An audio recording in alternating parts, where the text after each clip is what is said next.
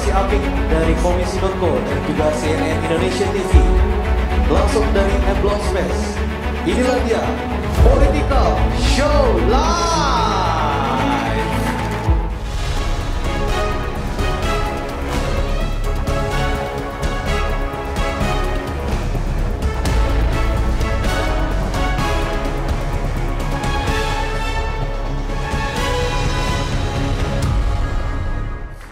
Dan kita sambut host dan juga co-host pada sore hari ini. Ini dia, Rifana Pratiwi dan Kian Luigi.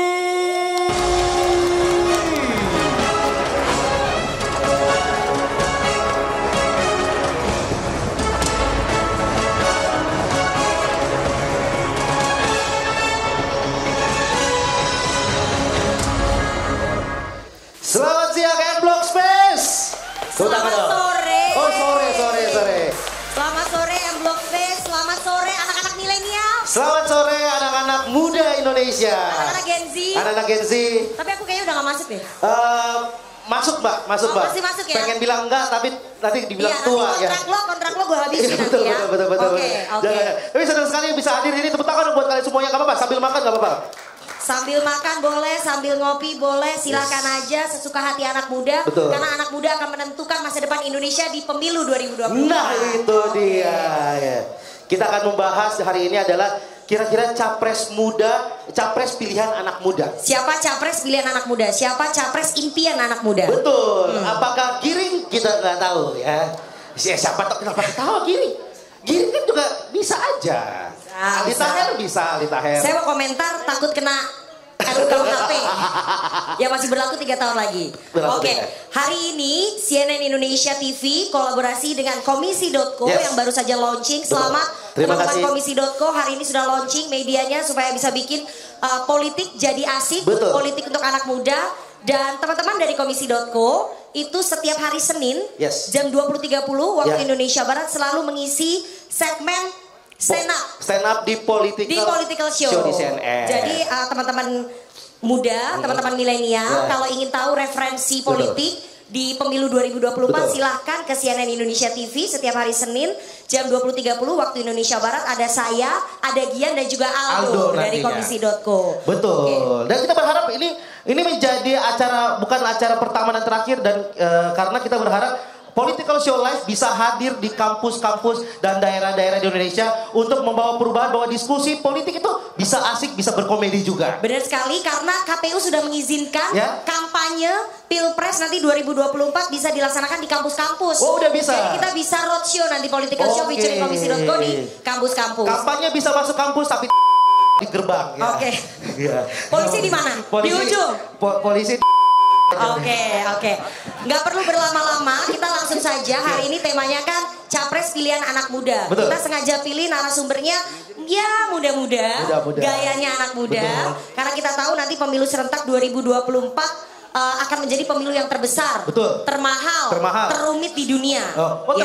Termahal. Pantesan minta diundur. Nah, nggak jelas diundurnya sampai kapan, nggak jelas diperpanjangnya sampai kapan. Tapi enggak, sudah ada komitmen dari pemerintah bahwa pemilu 2024 akan tetap dilaksanakan tanggal 14 Februari 2024. Jadi teman-teman semuanya ajak pacarnya 14 Februari 2024 Valentinean sekaligus nyoblos ke TPS. Iya, yang dicoblos jangan pacarnya tapi TPS-nya. Oke, abis itu boleh. Tolong dicatat ya, Oke, abis nyoblos ke TPS? Boleh, baru di rumah masing-masing aja.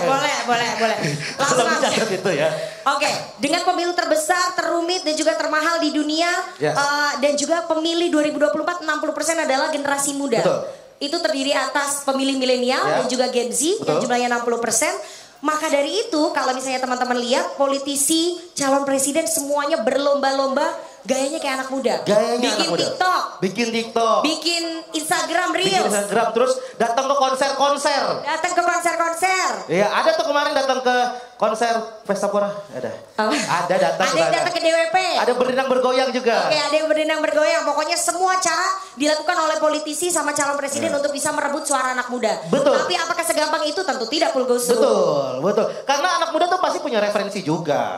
Tapi waktu itu aku pernah ngomong, Mbak, bahwa misalnya Pak Prabowo pengen menang di 2024, datang ke DWP. Terus ngapain? Terus main bareng sama Z. Terus make some noise Jakarta, kepilih pasti. Oke. Pasti kepilih Prabowo. Saya nggak bisa komentar ya. Saya agak sulit untuk berkomentar. Biarin aja yang bahaya di aku aja. Oke, langsung aja.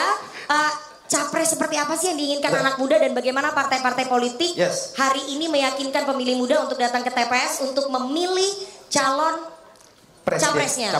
Soalnya udah ada beberapa yang deklarasi, tapi ada juga yang belum. Gak apa-apa, kita challenge aja mereka untuk bisa jualan hari ini ke para pemilih muda. Oke, langsung saja ada siapa aja kita pada sore ini. Langsung saja kita undang yang pertama ada politisi Nasdem Crazy Rich Priuk. Wish, ini dia. Oke, Mas Saroni, tepuk tangan dong buat Bang Roni. Bang Saronis. Yes, silakan Bang. Silakan Bang Roni di ujung. Yes. Atau di sini aja Bang Roni, silakan. Sini aja boleh Bang. Oke. Yang kedua ada ini kalau misalnya saya undang ke dialog, yang nonton banyak banget. Di YouTube tuh selalu banyak. Mungkin karena ngegas terus. Oke, kita undang langsung politisi PDI Perjuangan, Mas Sinton Pasaribu. Wih, Bang Sinton. Gayanya udah pakai jeans sama pakai baju kotak-kotak. Hari ini politisi. Sini Bang. Dan yang paling ujung ada politisi Partai Golkar datang jauh-jauh dari Kalimantan Barat. Enggak deh. Maman Abdurrahman. Wih. Oh gayanya hari ini anak muda semua. Gayanya hari ini anak muda. Supaya setelah keluar dari sini. Silakan Bang, silakan Bang. Kasih lo. Dan tiga narasumber politisi ini akan kita pertemukan. Betul. Dengan salah satu ini dulu. Presiden Gen Z katanya. Presiden Gen Z. Ini kalau kita lihat di TikTok, semua yang dibikin sama orang ini selalu viral. Banyak banget yang nonton karena dia selalu kritis banget ke politisi-politisi. Dan selalu ada di ujung jurang. Oke, langsung saja kita panggil Rian Fahadi. Mana Riannya? Kemana Riannya ya? Rian mana Rian? Rian mana? Ada Rian. Oh, udah diculik pemerintah.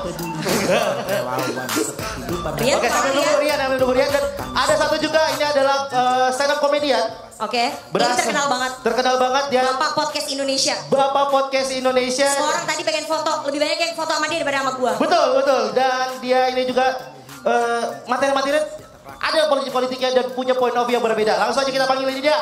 Adriano Colby. Jiwa patriot, cinta negara seperti makin sini Bang. Kami silakan. Politisi. Ini ada 2 kali kita undang Adri. Ada Rian juga. Ada Rian. Nah, kamu bisa lihat nggak perbedaannya?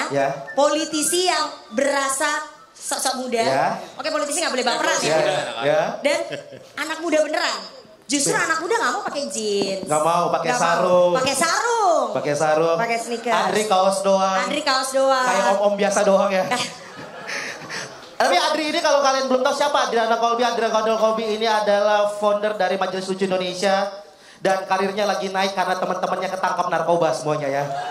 Ada Coki dan Viko. Ketangkep dia naik karirnya ya betul. Jadi hati-hati yang lain kalau misalnya ketangkep udah siap standby Adriano Colby. Ayo betul, karena bagi Adriano Colby terkenal itu bukan karena skill, tapi karena jadwal kosong terus. Oke. Betul. Menang WO tuh tetap menang. Menang WO tetap menang. Betul. Oke, langsung saja kita mulai kali ya. Silakan Mbak. Kita nggak usah serius-serius banget. Oh salah. Karena isinya anak-anak muda semua dan nanti teman-teman di sini kita buka sesi boleh bertanya, boleh men-challenge ketiga orang narasumber. Boleh mengkritik juga, boleh menyatakan pendapatnya juga bebas. Anak muda silahkan, nggak ada masalah karena 60% kalian yang akan menentukan siapa pemenang pemilu di 2024. Tapi sebelumnya mungkin mic dari narasumber kita bisa dinaikin ya teman-teman di belakang. Ya betul. Ini nggak ada sesi matiin mic soalnya ya. Nggak ada. Siapa yang suka matiin? Ada mbak itu. Lanjut. Oke, sepanjang undang-undang KUHP. Hei, Anda harus ingat ya. Lupa gua. Sepanjang undang-undang KUHP baru berlaku 3 tahun lagi. Sebebas-bebasnya aja. Aku diam di belakang aja. Oke. Dengan cemberut bagian kaos. Politisi gak boleh baper. Oke? Aku di sini aja. Oke, langsung saja ya. Aku di sini aja. Saya mau nanya ke partai yang pertama. Boleh. Yang udah deklarasi capres, tapi baru setengah sobekan tiket. Udah ditenteng kemana-mana. Betul. Tapi belum jelas. Karena masih setengah sobekan tiket. Bahkan katanya koalisi perubahan ini mau bubar jalan. Pertanyaannya kapan jalannya? Oke, kapan jalannya? Saya mau tanya ke... Deklarasi belum kok sudah mau bubar. Gitu. Silakan Bang Saroni. Langsung aja Bang Roni. Koalisi perubahan kapan jalannya itu yang pertama dulu. Yang kedua, menurut Bang Roni, menurut Partai Nasdem, Anies Baswedan yang sudah dideklarasikan oleh Partai Nasdem ini memenuhi kriteria anak-anak muda nggak sih? Kenapa hidup di mana? Dan terima kasih buat undangannya, teman-teman. Terkait dengan para komunitas anak muda di 2024 ini kan perkiraan 60% dari Republik Indonesia suaranya di anak-anak muda. Nah, karakter anak muda sekarang itu agak unik. Dia memang nggak suka berpolitik, tapi kalau ngelihat hal terkait dengan calonnya agak ekstrim, berbicara tentang keterbukaan, anak muda suka. Kita tidak lagi masuk dalam ritme pencitraan. Sudah ada basi pencitraan. Dan bahasa tentang apa yang diinginkan anak muda sebenarnya glamor-glamor aja. Juga terukur mestinya. Tidak mesti dengan hal yang selalu serius. Nah, kita lihat para calon yang ada, yang potensi luar biasa, anak bangsa. Tinggal nanti momentum itu ada di bulan mungkin April atau Mei. Kelihatan semua para punggawa Republik ini muncul. Baik calon A, calon B, calon C. Nah itu pilihan anak-anak muda dan itu bisa dilihat bagaimana mereka berinteraksi, komunikasi di publik. Apakah anak muda ini senang dengan challenge dengan misalnya 3 atau 4 calon. Dan mudah-mudahan bisa menentukan pilihan. Nah, pilihannya adalah sayangnya di antara kita bertiga kalau memang diinginkan jadi capres bagus juga gitu. Cuman agak lucu siapa yang memilih kita di partai gitu. Itu nggak menjawab pertanyaan saya. Tipikal politisi, ditanya apa, jawabannya apa. Oke? Saya jelas sama pertanyaannya. Loh, kan Ibaratnya tadi gini ya, jawab. kalau lu lagi mau nembak pacar lu, oke? Iya. Lu mau nggak jadi pacar gua? Jawabannya apa, Dri? Kalau nggak iya ya enggak. Kalau nggak iya ya enggak. Tadi pertanyaannya jelas. Bang Roni, kira-kira seorang Anies Baswedan ini merepresentasikan sudah masuk kriteria anak muda nggak? Gue nggak bisa merepresentasikan karena Anies bukan orang muda. Oke. Betul. Calon yang lain Ganjar, Prabowo, apalagi. Waduh. Dia kan bukan merepresentasikan anak muda. Iya betul Bang. Tapi kalau dikomongin anak muda ya kita bertiga. Oke. Sayangnya Anda bertiga nggak dapat tiket ya? Nggak ada. Kecuali Anies berdendang bergoyang ya. Masuk ke bootnya Vindes karaokean ya gitu. Baru tuh kayaknya anak muda pilih. Tapi untuk kasih ide jangan. Tapi untuk Nasdem penting dong bahwa Anies Baswedan harus bisa meraih ataupun mengambil ceruk anak muda. Pasti, tinggal tergantung bagaimana. Ini kan Pak Anies ini kan orang yang banyak kata-kata. Kata-katanya luar biasa. Itu kalau waktu muda gua rasa lagi ngejar istrinya, kata-katanya banyak. Wah, kamu nih begana begini, bahasanya bahasa santun gitu. Nah inilah kelebihan Anies. Oke. Dibandingkan yang lain nggak bisa berkata-kata, nggak bisa berpantun juga. Oke. Apakah anak muda suka dengan yang berkata-kata, dengan berpantun? Apakah yang berpantun itu zaman old school? Kita nggak tahu juga ya. Oke. Namanya berkata-kata ya. Namanya juga kata-kata. Ya kata-kata. Ya, oke itu tadi jawabannya Bang Roni, nggak apa-apa, itu kita tampung jawabannya. Nah, ini yang menarik dari PDIP. Nah, dari PDIP pakai bajunya kotak-kotak. Masih Pak Jokowi 3 periode nih. Oh. Waduh, brengsek banget. Berat kayaknya tugas Anda ya untuk menjawab di antara 3 periode Puan atau Ganjar. Mana yang lebih dipilih anak muda menurut Bang Masinton? Yang mau dipilih apa ya? Di antara 3 itu kira-kira anak muda akan lebih milih siapa? Memilih apa gitu? Di antara 3 ini maksudnya apa? Apa tuh yang 3 nih? 3 periode, Oke. Puan Maharani atau Ganjar Pranowo? Yang jelas kalau 3 periode saya rasa kita semua anak-anak muda juga pasti menolak ya. Betul. Iya dong. Tepuk tangan dong. Ini harus dicatat pernyataannya politisi PDI Perjuangan. Kalau PDI Perjuangan menolak perpanjangan masa jabatan dan penundaan pemilu. Iya, itu penting terutama buat generasi muda ya. Pertama itu jadi agak serius Mbak ya. Oke. Pertama itu gini, jadi kita harus memastikan sistem ketatanegaraan kita itu memiliki kepastian. Maka konstitusi itu ketika kami dulu reformasi, saya dulu di pergerakan mahasiswa, kita menentang yang namanya otoritarianisme. menentang namanya kesemena-menaan, menentang yang namanya masa periode jabatan itu tidak ada batasannya. Maka ketika reformasi Undang-Undang Dasar di amandemen dibatasilah masa periode jabatan presiden. Kenapa? Agar ini ada kepastian ke depan.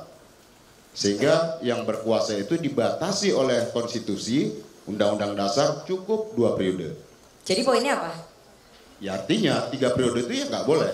Oke, Itu PDIP satu. menolak ya. Iya. PDIP menolak nih. Oh, Jadi jelas. kalau ntar ada perubahan sikap PDIP dibilangnya sama anak-anak muda pelin-pelan bang. Enggak dong.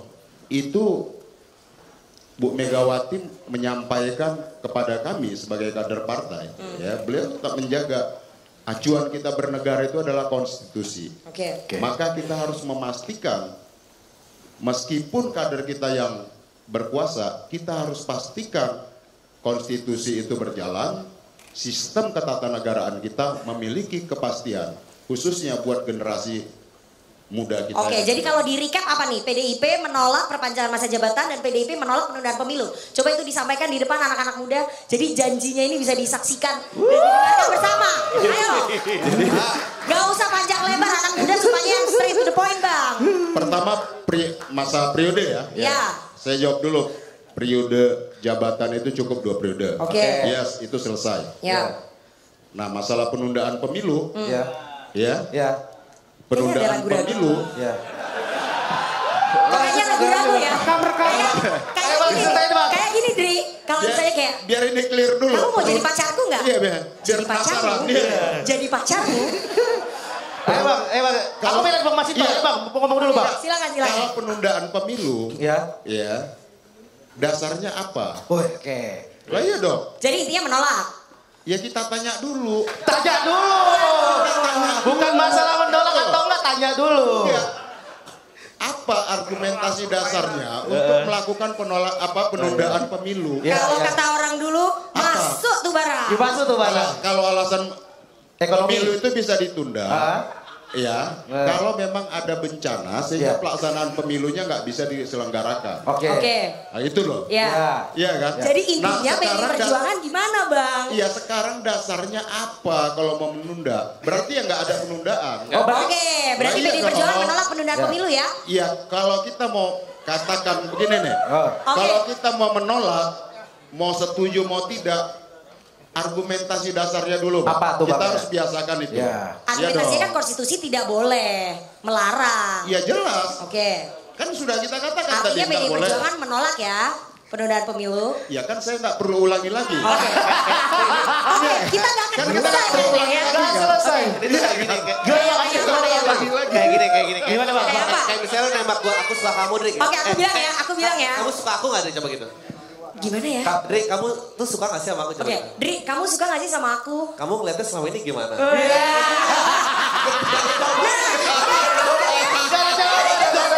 Jadi kayak PHP gitu loh. Iya, gila. Oke, kayak ghosting gitu kan? Dri, kamu suka gak sih sama aku? Ya kamu ngeliatnya gimana selama ini? Nah. Dasarnya liatnya gimana? Iya.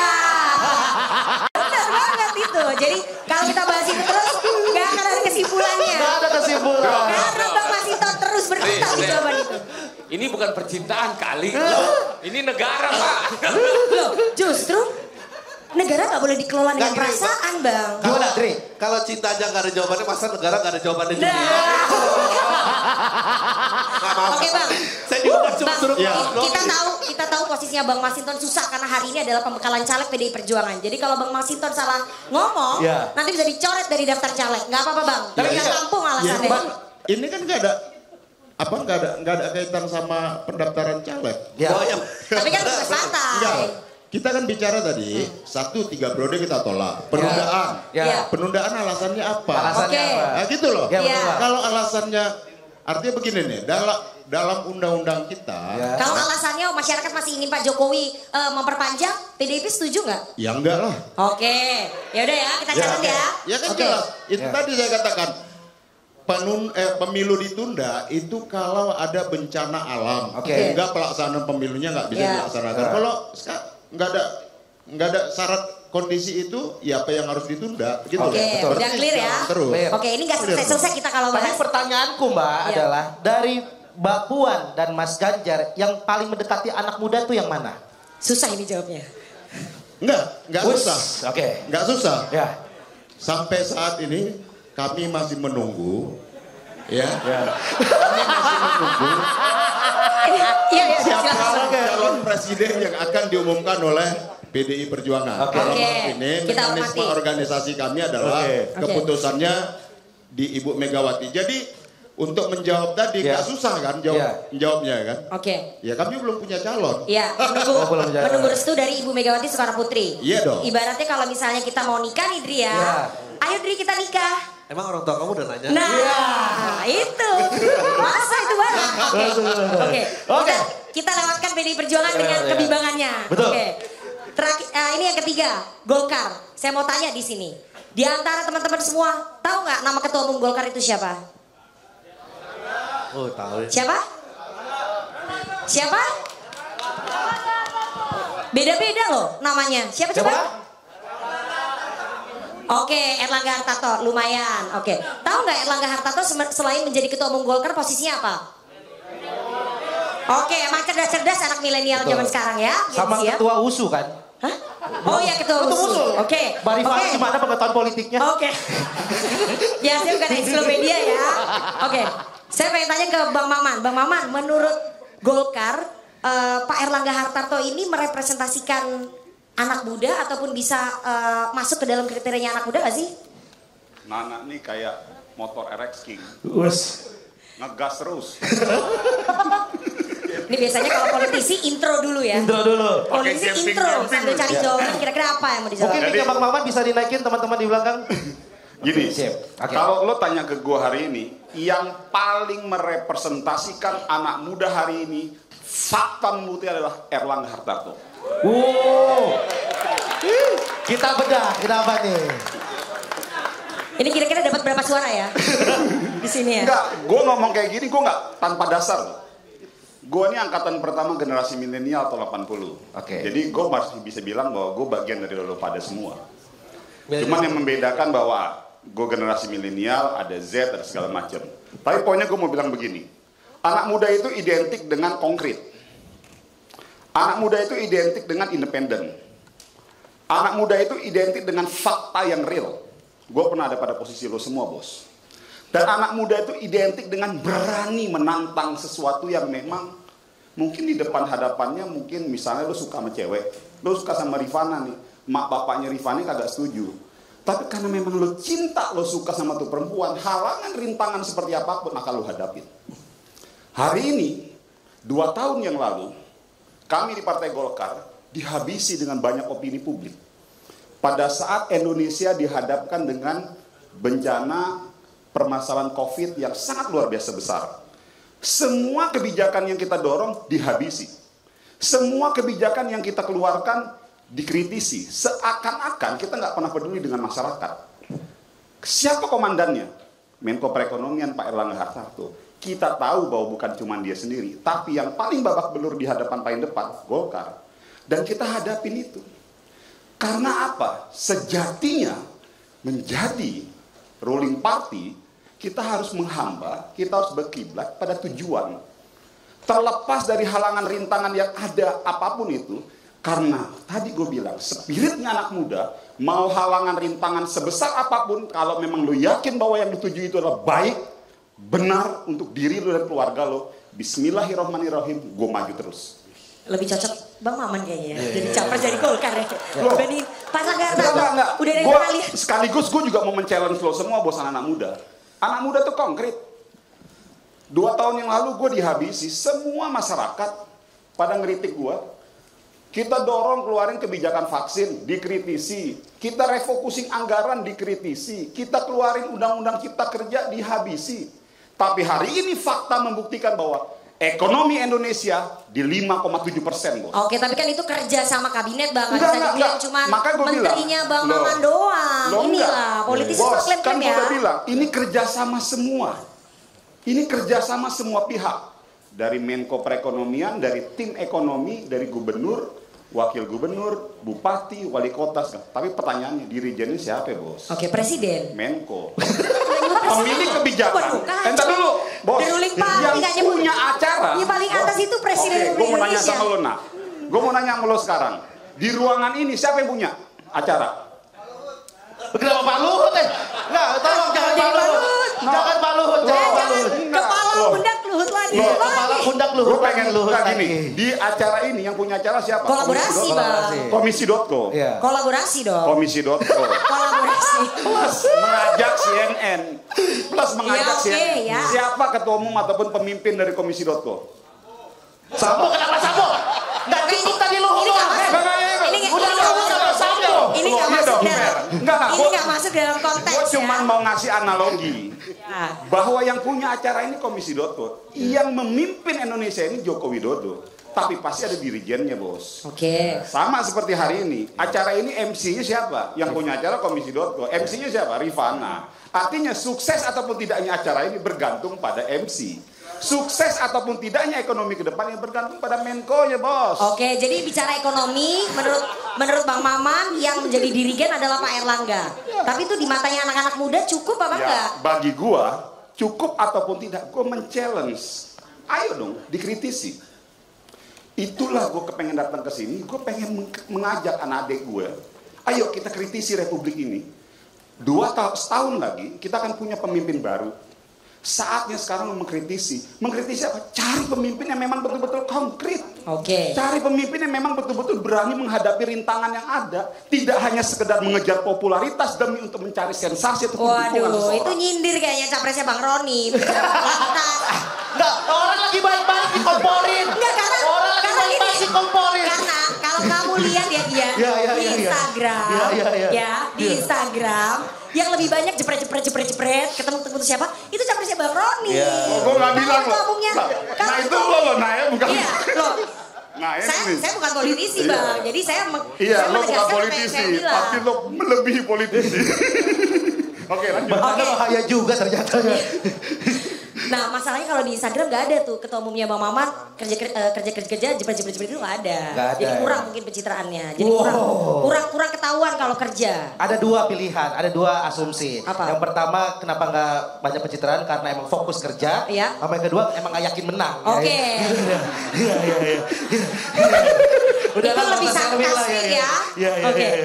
Nah, itu tadi udah dijawab oleh 3 orang politisi yang masing-masing punya capres, tapi capresnya belum bisa maju semua Ya. karena memang belum deklarasi. Betul. Nah, kita pengen tanya dari sisinya anak-anak muda, pemilih Betul. muda. Mereka kemakan nggak sih dengan tadi apa yang disampaikan oleh para politisi ini? Mungkin ke Adri dulu ya. Adri, kalau misalnya kamu ngelihatnya apa yang tadi disampaikan oleh Bang Maman, Bang Roni, dan juga Bang Masinton itu bisa meyakinkan kamu nggak sebagai pemilih muda untuk memilih tokoh-tokoh tadi yang mereka endorse dari partai-partai? Gua rasa kalau yang muda-muda nggak gitu terjebak dengan tokoh ya. Maksudnya tergantung kebijakan apa yang mau diperjuangkan gitu. Dia favorable buat anak muda nggak gitu. Contoh misalnya nih untuk menggait anak muda, misalnya dia bikin kebijakan staycation nggak mungkin di penjara, rame tuh pasti anak muda. Bener nggak gua? Atau kayak banyak yang dikeluhin tentang dia bebannya jadi sandwich generation, tenang generasi tua nanti ditanggung sama negara. Ramai pasti pemilih muda. Maksudnya isu-isu problem anak muda harus dijadiin program atau kebijakan sih. Kalau sekarang tidak berhubungan suami istri bisa dilaporin masuk penjara, saya rasa sih tidak akan dapat pemilih muda. Oke, jadi harus ada kebijakan yang real ya. Kebijakannya. Ini pada nggak ketawa karena check-in gak diem-diem apa gimana sih? Karena emang belum mampu check-in ya. Tapi kalau tadi ngelihat sosoknya Pak Anies Baswedan, Iya, tergantung apa yang dia mau sama perjuangin. Nasdem, kemudian Pak Erlangga Hartarto didukung oleh Golkar, kemudian Pak Ganjar dengan Mbak Puan dari PDI Perjuangan, dari 4 tokoh itulah sudah kira-kira masuk gak sih ke kriterianya anak-anak muda gitu? Ya apa tapi maksudnya tokoh itu mewakili apa? Jadi 4-4-nya nggak menunjukkan sesuatu Ya yang nggak tahu bisa yang lain dimiliki anak gimana muda. rasanya. Gue sih merasa fight-nya tuh mestinya berdasarkan misi. Kalau gue. Nah, Oke. gue tambahin loh, Nak. Ini bagus loh. Tadi Menurut gue berdasarkan misi. bagus banget tadi disampaikan oleh. Artinya momentum acara kayak gini, ini sekaligus kita mau mengencourage adik-adik kita ataupun generasi muda bahwa pada saat lu melihat konteks kenegaraan, kita nggak hanya bisa melihat dalam satu sudut pandang, Artinya karena komplikasi permasalahan kebutuhan sebuah negara itu sangat tinggi. Artinya apa? Adik-adik kita, generasi-generasi muda harus didorong untuk sudah mulai melihat bahwa calon-calon pemimpin itu tidak bisa hanya sekedar dari isu kebutuhan kita anak muda.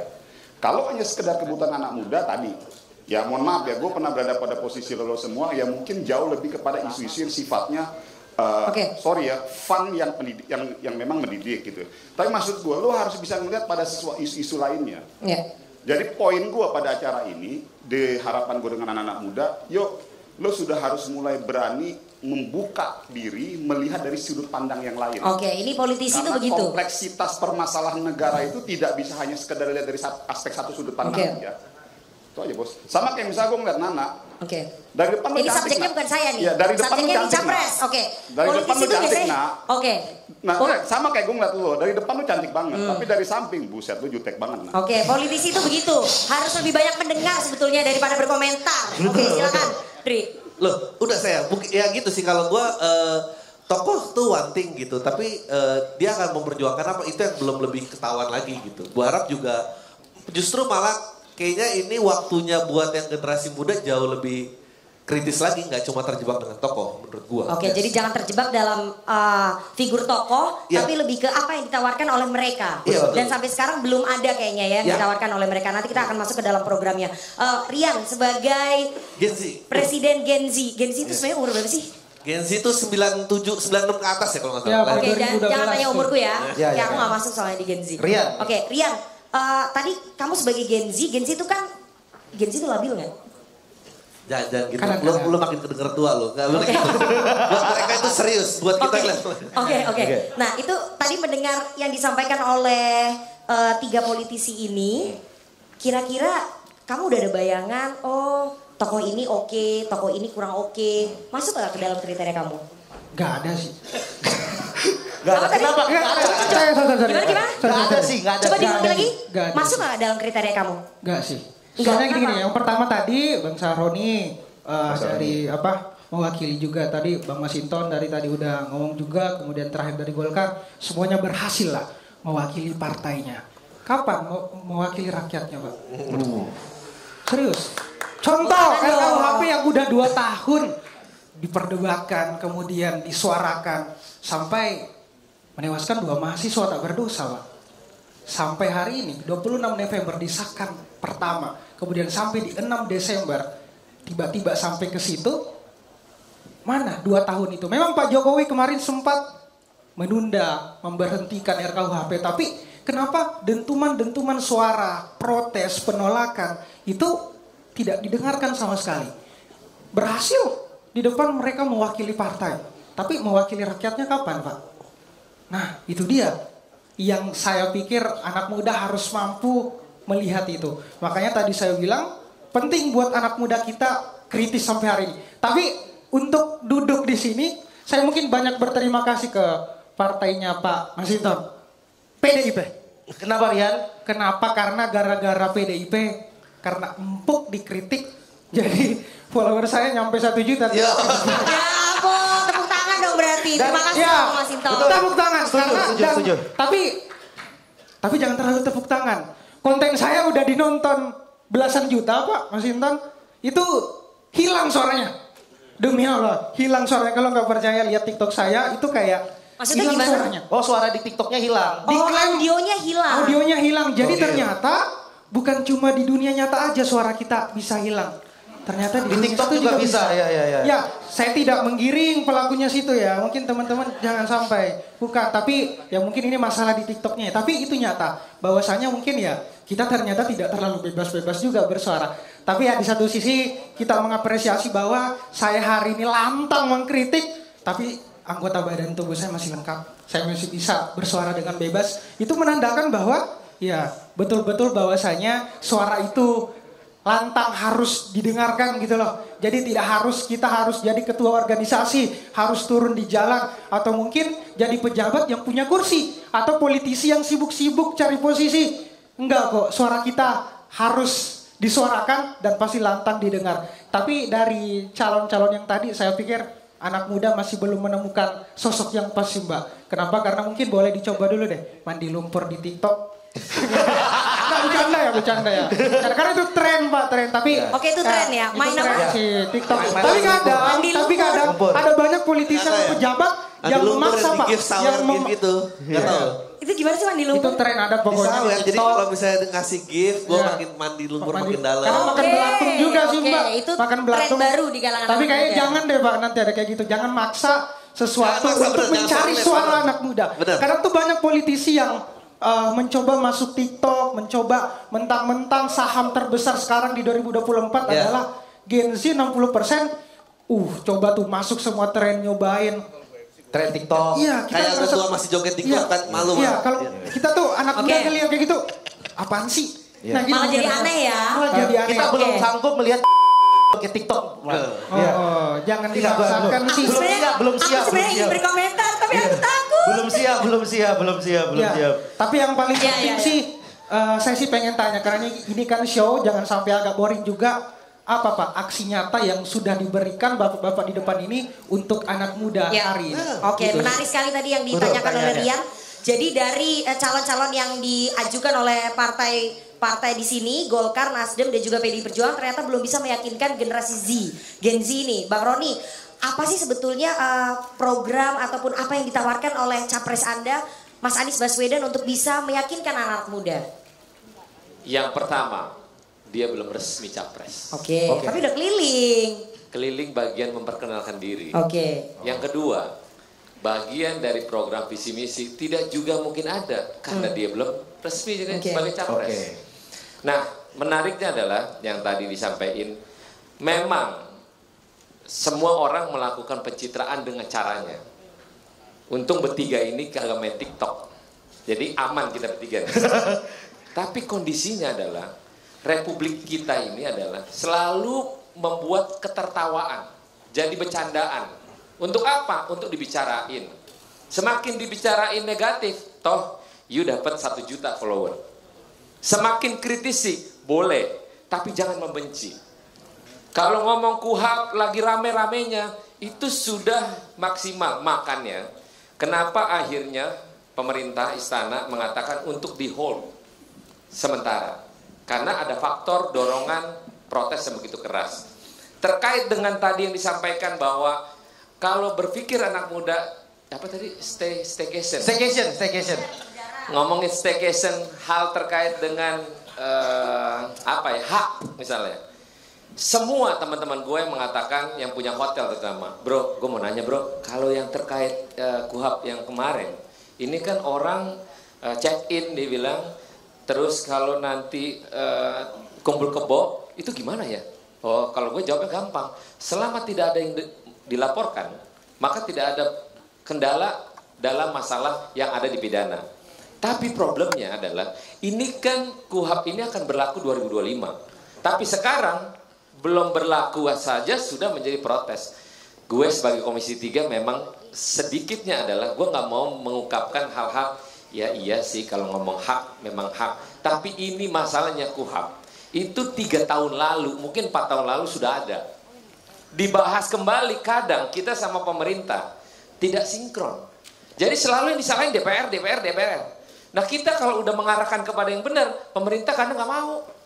Nah ini fakta, bahwa kalau ngomong, Maman bilang fakta adalah, faktanya demikian, kita dengan pemerintah bukan berarti sejalan bersama. Begitu juga dengan teman-teman anak muda. Pasti pikirannya anak muda, oh belum ada. Memang kita harus menentukan pilihan. Pada pimpinan masa depan Indonesia, faktor anak muda yang kita pengen adalah semua anak muda pasti tidak berharap banyak. Dengan 3 atau 4 calon pimpinan yang masa depan akan ada. Tapi itulah hidup kita, realita kita. Tidak semua apa yang kita lihat suka, tidak semua juga apa yang kita nggak suka. Mereka juga suka apa yang dilihat. Jadi kategori sekarang pemimpin, yuk anak muda kritisi sampai kapanpun, tapi jangan membenci. Kasih masukan tentang hal-hal terkait dengan apa yang kekurangan oleh pemerintah atau DPR. Ini kan ada media sosial. Ini yang diungkap gampang, kayak teman-teman punya media sosial kan cepat gitu ya. Nah ini membantu Republik ini agar memiliki pemimpin yang bonafit. Oke. Jangan kerjanya cuma pencitraan, gerobak sayur lah dibikin, tukang bakso lah, atau apa yang Ini lain. nyindir siapa sih? Ini nyindir siapa lagi nih? Enggak, ini nyindir seseorang. Oke, ada siapa ya? Ya itu. Oke, yang gerobak baksonya ditempeli stiker. Iya begitu Oke. ya. Sama di monitor-monitor ada banyak foto Oke, yang ini tidak siapa? mengandung presentasi. Adalah orangnya. Oke, ada. Jadi kalau ke bandara lihat foto. Iya itu. Oke, itu silakan diterjemahkan sendiri. Kalau ke bandara mungkin bisa lihat ya siapa ada. Foto siapa di situ? Itu adalah, aduh nggak jadi deh. Lagi kita coba. Oke, tapi kesimpulannya Bang Roni ini kan concern dari teman-teman pemilih muda adalah soal KUHP ya yang udah disahkan. Nah, kalau misalnya nanti Anies Baswedan maju dalam kontestasi Pilpres dapat tiket, apakah Bang Roni akan menyarankan, merekomendasikan untuk ambil suara anak muda lebih baik pasal zina dan juga pasal kohabitasi atau kumpul kebo dicabut aja? Itu pasti suara anak muda Rifana. semuanya datang nggak sih? Itu concern ya. Itu easy way Bang, easy way. Nah, Langsung gini. lo dapat suara 60% Gini, Bang. kita nggak boleh munafik. Kita nggak boleh merasa benar. Kalau undang-undang mengatakan bahwa tidak boleh zina, toh juga ngelakuin zina juga. Ya, tapi kalau dilaporin gimana? Loh, masalah melaporkan itu siapa yang melaporkan? Kalau laki make bini orang ketahuan pasti dilaporin. Tapi kalau yang anak-anak muda yang kita nggak tahu ya di kosan lah, di Orang losmen tua lah. bisa ngelaporin di situasi ini. Jadi gini, kalau di KUHP deliknya delik aduan. Delik Kalau aduan. Iya, seks di luar masalahnya. nikah yang bisa melaporkan itu suami atau istri. Kalau kohabitasi atau kumpul kebo itu hanya bisa dilaporkan oleh orang tua dan juga anak. Jadi nggak bisa tuh ibu kos ngegerebek lo. Iya enggak, tapi batasnya anak sama orang tua tuh sampai kapan?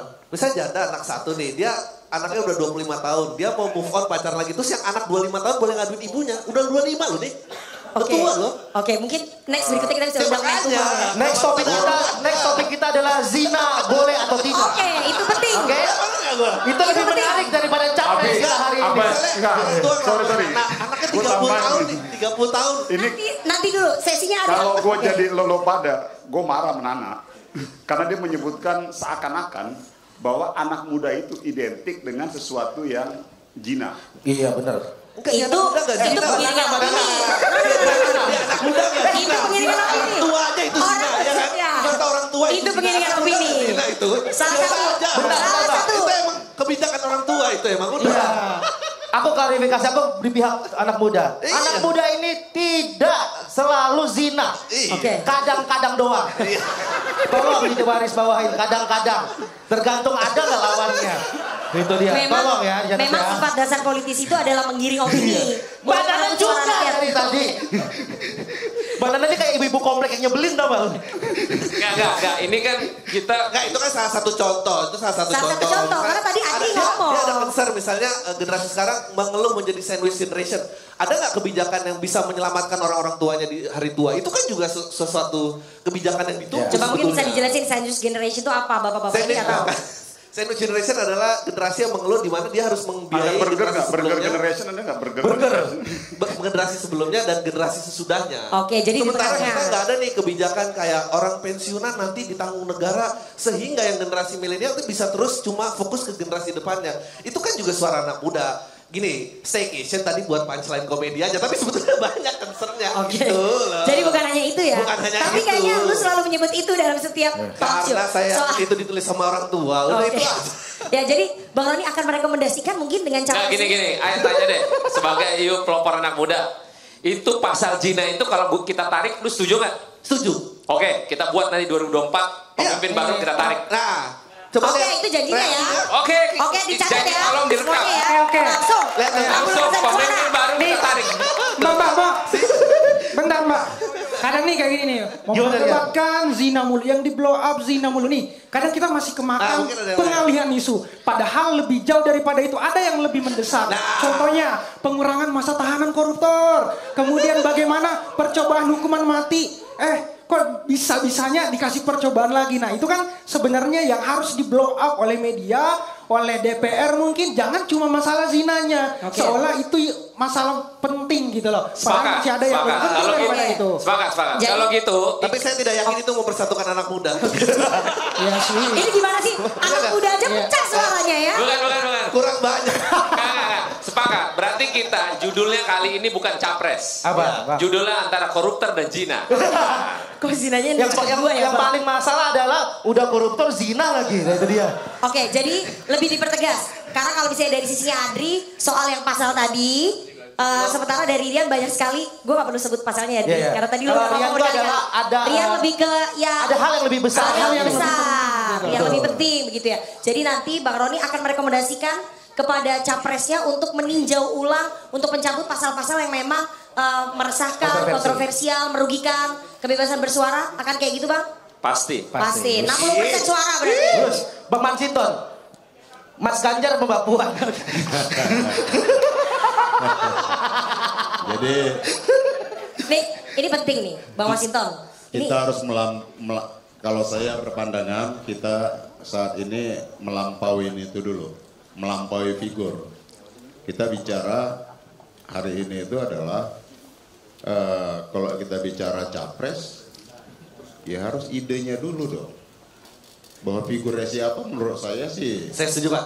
Benar. Ide dulu sebelum figur. Enggak benar. Kalau perlu pemilihan presiden tuh kayak kuis siapa dia. Gak ada fotonya semua, cuma program doang. Bahkan harus diuji Pak di kampus-kampus. Iya. Oke, bisa. Begitu ditulis, begitu dicoblos baru bisa dibalik. Iya lagi ternyata gitu. Jangan. Tapi paling gak setuju sama programnya.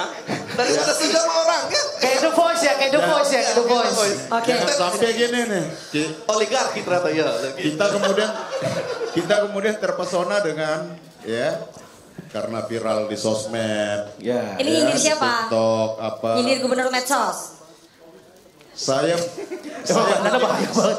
ini nih. Viral di medsos. Saya menyindir figur-figur yang cuman mengandalkan pencitraan. Oke. Bagi saya itu kita jangan terpesona dengan pencitraan tadi.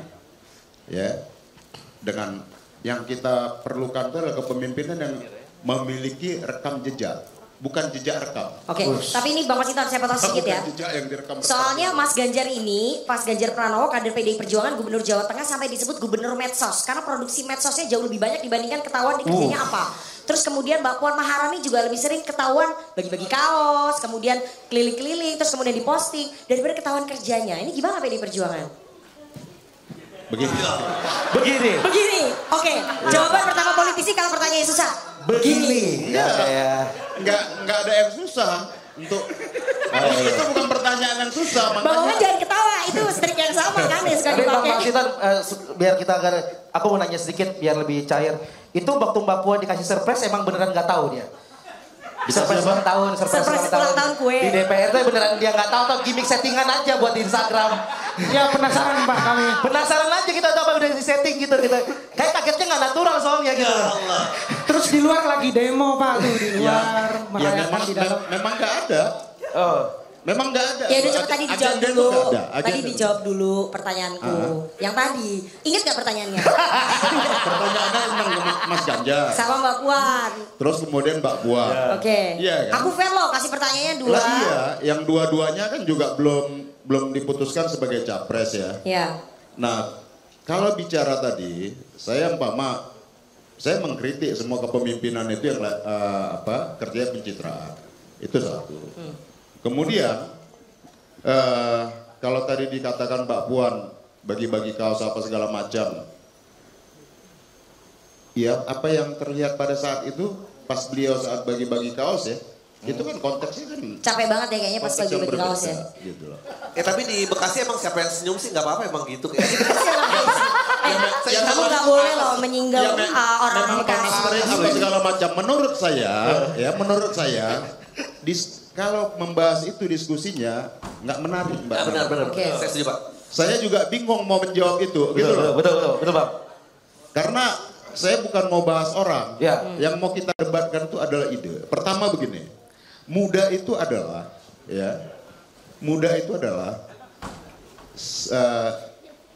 pemikiran, tindakan. Itu muda. Oke. Usia orang bisa muda kalau dia pikiran dan tindakannya tidak progresif, ya, pikiran dan tindakannya tidak ada terobosan, itu kategori tua. Kalau usia itu cuma angka, Pak. Betul Pak Maman kan? Usia itu cuma statistik, angka-angka doang. Oke. Ada 35, Gue nggak mungkin nggak setuju. 45, 55, rame. 65 angka kan itu Bung ya? Ya betul Bang. Jiwa itu muda. Maka kata Bung Karno, ya, berikan aku 1000 orang tua, akan kucabut semeru. Tapi berikan aku 10 pemuda yang hati dan jiwanya bergelora, maka akan guncangkan dunia. Oke, itu Bung Karno. Iya, dan itu sangat relevan. Itu Bung Karno. Ya itu Bung Karno. Contoh. Benar kan aku bilang? Itu Bung Karno menyampaikan ya bahwa itulah dinamika pemikiran anak muda. Itulah anak muda yang sungguhnya. Gitu loh. Dia nggak butuh ribuan orang yang cara berpikirnya lamban, cara berpikirnya seperti orang tua, ya terlalu hati-hati. Tapi beliau cukup dengan 10 pemuda yang orang hati dan jiwanya bergelora, maka dia akan merubah dunia. Om Intan lama-lama berdirinya ke depan. Iya, lama-lama terkoprol. Soalnya kalau menginiin Mbak Nananya, kita harus berdiri. Oke. Berat kayaknya ya Bang ya. Nggak ada yang berat. Nggak ada yang berat Bang. Nggak ada yang berat. Saya justru lagi nunggu pertanyaan apa sih yang berat. Pertanyaannya ringan-ringan semua. Oke. Kalau yang berat-berat di situ aja. Di sini kita nggak usah berat-berat. Kalau cuma bicara membahas orang, ya Anies, Pak Prabowo, Pak Erlangga, Mas Ganjar, Mbak Puan, menurut saya temanya terlalu ringan buat kita. Tapi koreksi. Tadi manggil Anies, Pak Prabowo, Pak Anies manggil Anies doang, jangan dong. Iya. Pak Anies, Prabowo, Mas Ganjar, Puan. Oke, koreksi. Kita tambahkan. Ini belum pilpresnya udah panas. Manggil Bapak dan Kita juga. koreksi Pak Anies, Oke. Pak Prabowo, Ya, Pak terus? Erlangga, Oke. ya kan, Pak Ganjar, Mbak Puan, terus apa lagi? Oke. Mungkin dari Adria sama Rian dulu ada yang mau ditanyakan ke para... Sebentar, Golkar belum. Nanti kita nggak imbang. Kita harus imbang dong. Lu jangan gitu. Jangan gitu. Ketua Umum Golkar ini sering banget bikin pantun. Enggak Bang. Bang Maman aman. Ketua Umum Golkar sering banget bikin pantun. Terus? Tuh kan? Terus sering banget sekarang tampil di medsos, bikin reels. Kenapa sih kok pada diem?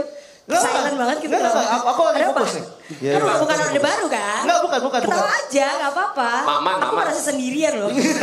Takut juga. Oke, Bang Maman, Pak Erlangga kan sebelumnya tuh kelihatannya tuh serius, terus habis itu tertutup, terus kemudian tiba-tiba ketika sudah dideklarasikan jadi capres, Pak Erlangga tuh bikin pantun, kemudian sering tampil di Instagram. Itu memang bagian dari pencitraan yang dibuat ya? Untuk merebut suara anak muda? Betul. Ini yang kita suka. Ini anak muda suka kejujuran. Ya, bos, gue mau berenang di lumpur, terus gue mau berenang di laut, sama berenang di danau. Gayanya beda-beda bos. Kalau gue berenang di laut, airnya air asin. Ya gue harus pakai baju yang sedak minimalnya bisa menetralisir dari air asin. Jangan karatan, segala macam. Kalau gue berenang di danau, ya gue juga harus menyesuaikan dengan karakteristik air di danau, air tawar. Hari ini gue berhadapan, kita Partai Golkar, kalau tadi di awal gue sudah bilang, kita itu konsistensi pada program. Tetapi kita berhadapan dengan realitas masyarakat. Sorry ya, jangan tersinggung. Yang lebih suka nonton film telenovela. Akhirnya gimmick-gimmick marketing, ini kan gue terbentur dengan realitas bos. Yang akhirnya teman-teman butuh sebuah marketing show. Oke. Tapi yang terpenting bagi kami Partai Golkar, kami tidak abuse terhadap apa yang kita sampaikan di media sosial. Bagi kami ada realitas di lapangan yang harus kita hadapkan, yang harus kita hadapi. Bahwa publik juga membutuhkan suguhan-suguhan yang menarik. Tapi yang terpenting suguhan yang kita berikan kepada masyarakat itu tidak bergeser dari program. Dari pencapaian kinerja dari pemimpin yang kita hari ini miliki, yaitu Pak Erlangga Hartarto. Ya udah selesai. Jadi kalau tadi lu mau bilang bahwa gue pencitraan 100% iya. Terus ada yang salah dengan pencitraan. Oke, tapi udah pencitraan terus, udah bikin pantun terus, elektabilitasnya nggak naik-naik. Nggak ada masalah. Tapi bagi kami, yang penting tadi kan pertanyaannya ada pencitraan. Gue nggak alergi dengan sesuatu yang pencitraan. Yang penting pencitraannya, yang disampaikan adalah yang jelas. Fakta, kinerja. Jangan sampai misalnya, sorry ya, jabatan gue A.